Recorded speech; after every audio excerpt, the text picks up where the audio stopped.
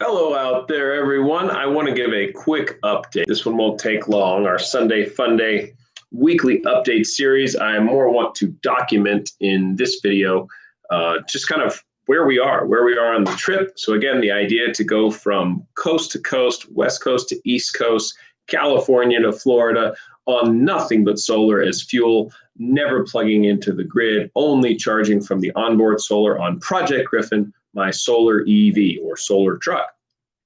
And it's going well. There have been some challenges already. The auxiliary power unit, the trailer with the flooded lead acid batteries, has failed. There's a short somewhere or an issue. I've been on the phone with SMA support. Thank you to TJ. Shout out to TJ of SMA support. They've been helping me a lot, and I think it's just the actual cells in the battery. One went bad. I can't get power out of them anymore. So we're not running our air conditioner. So the solar on Project Griffin charges the batteries inside Project Griffin. I can also plug in normal appliances, another EV. Project Griffin's just a mini power plant. So cool, right? But I don't want to run an air conditioner at night to keep us cool on the nights we've slept in the truck. We've slept in more hotels than anything. And actually right now, I'm in my friend's office. He lives here in Nevada, and currently Griff is just over the line in Arizona. So I have come here temporarily just to take a little break for the weekend. Again, it's Sunday when I'm filming this. And so Project Griffin can charge anything, but we don't want to use the air conditioner when we sleep inside because it's just going to use a lot of power. It's going to take a lot of the power that could charge the batteries, which could get us farther, and use it just for comfort.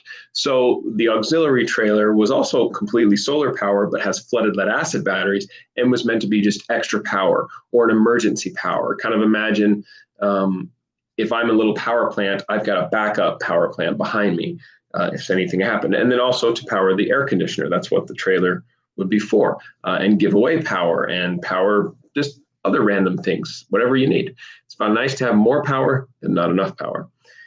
So the batteries have failed on the trailer. That's been a challenge. It's taken up quite a few days trying to figure that out, and I'll give a video update eventually once I get around to editing all this. I am way behind on editing. Editing takes a lot of time. I've looked into hiring an editor.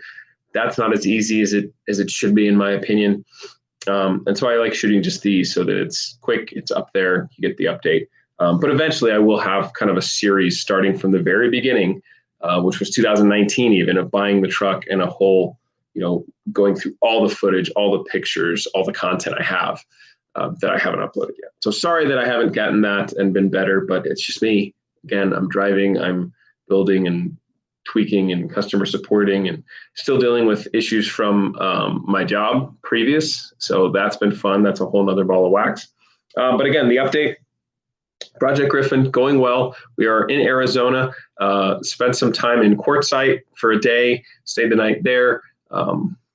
We were in Blythe before that, Blythe, California. And before that, Indio. So let's go start to where we are now. Santa Monica, across Southern California, kind of Irvine, went to Irvine, saw Karma Automotive, shout out to Dr. Lance. And then we kind of came up and then all over, and we hit Indio at one point there and stayed the night in Indio, California. And I have a goal in my vlogs to always say something nice, to always be positive. There's not very much that I can say positive about Indio. Indio is a good place to go if you want to test the human ability to withstand heat and hot temperatures. Before we even had a heat spell, I can imagine it's probably in the 120s there right now. It was 119 degrees in Indio. And there's not a lot in Indio. It seems to be a very kind of, I guess, lower income town. I mean, it doesn't look like there's much industry or good jobs, and a lot of homeless people. At the hotel, they were in the parking lot constantly jumping in the pool to clean themselves, even though it was closed, climbing over the fence. Yeah, it wasn't a good feeling staying there, but we managed. It was fine. They're doing their best, I guess, and made it out of Indio, then now to Blythe, little farming community. Had some great views on the way in. Oh, Chiriasco Summit, the George Patton Museum. beautiful collection of World War I and World War II memorabilia, everything from the art and weapons and posters, canteen collections to tanks, all the way up to tanks. And they even have one they'll let you sit in. And my nephew got to do some pictures in a tank. And I got to take some pictures with Project Griffin just outside the fence with tanks in the background, and driving around in front of the General Patton statue was great. And, we were very careful. We didn't hurt anything, just stood in the park, sat in the parking lot.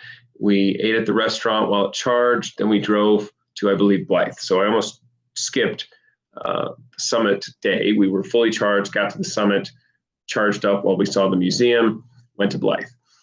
Blythe was fine. Not a lot of activity while we were there. We were really tired. I mean, this driving in the middle of the summer heat in the desert, it's tough. It's fine. I've learned that what we actually want to do when we stop and fold the wings up is just use the shade from the wings is actually cooler than being inside Griff, because you get just the movement of air. Naturally, there's usually a pretty good breeze. In Indio, there wasn't. It was actually below sea level. There's a fun fact. Indio, California is below sea level. And then the summit, you go 2,000 feet up. Oh, and that was another reason we had to stop and charge at the summit. They're not very far apart, but it was a steady incline. And with Project Griffin weighing about 8 tons, carrying that uphill takes a lot more power, a lot more energy. And so that's been an issue. A learning curve is kind of evaluating the topography of our journey is going to determine how far we can go. So if I were to just say, hey, I want to go 100 miles per day, if there's uphill in between that 100 miles, I can't make it that far. If it's all really flat, you go a lot farther.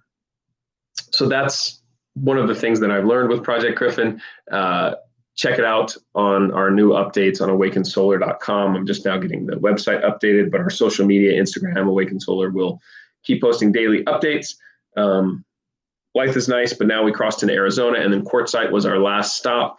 Quartzsite has, during the summer months, only a few thousand people in the entire city. A lot of the restaurants were closed, boarded up, and some of them didn't even have signs, so it was kind of eerie. It was like a ghost town. But there were still locals there, and they said in the winter, that's the season. And I guess it's gem season.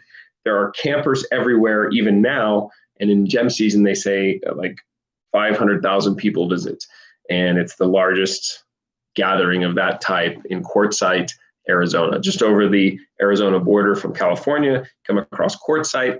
And there's not a lot there right now, but in the winter, apparently it's as busy as anywhere. I'll have to look up some pictures to see. Excuse me, they said one of the locals told me to look on Google during season and see all the activity and the campers and everything. So it's where they trade gems. They have a huge gem warehouse that was closed down while we were there, and they do a swap meet for precious stones, I guess. I mean, I don't want to offend anyone, but precious stones seems to be not a booming thing to be into, but apparently people go to Quartzsite, Arizona in the winter, and for like 2 months, 3 months, it's the place to be. So maybe check it out. That was it. There was a little bit of Americana along the way with the George Patton Museum. I'm trying to remember the dinosaurs before. Again, I recommend those in California, just outside of LA, east of LA.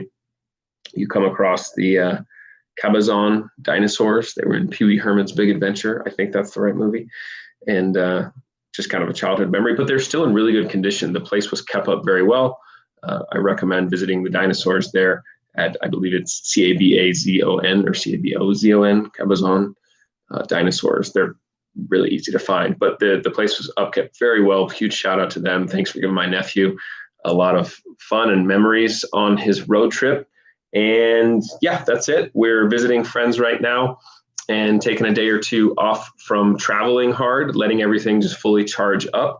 Our solar EV journey, completely solar powered coast to coast, will resume on Monday, probably Monday night. And we'll drive back tomorrow afternoon. The truck will be fully charged, and we'll go another leg and probably give an update Tuesday or Wednesday. So stay tuned for that, and see you next Sunday. Oh, last thing. I came and I'm going out west. I'm going east, young man, but I've got my first kind of tribute to the locals with my cowboy hat.